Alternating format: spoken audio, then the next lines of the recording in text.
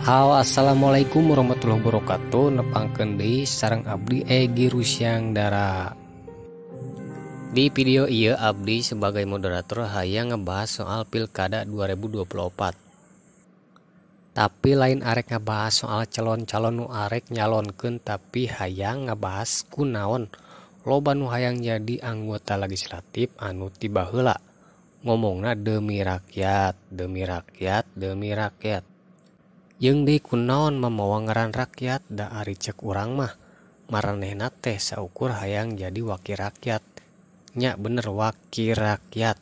Naon cing disebut wakil rakyat? Wakil rakyat teh nyaeta sagala rupana diwakilan ku manehna. Naon cing?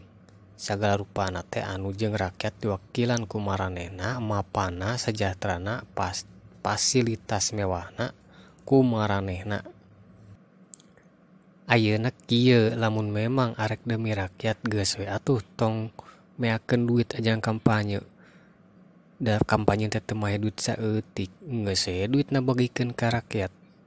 Mantak naon da kampanye teh teu mahe 1.000 2.000 1 juta 2 juta, miliaran bahkan triliunan.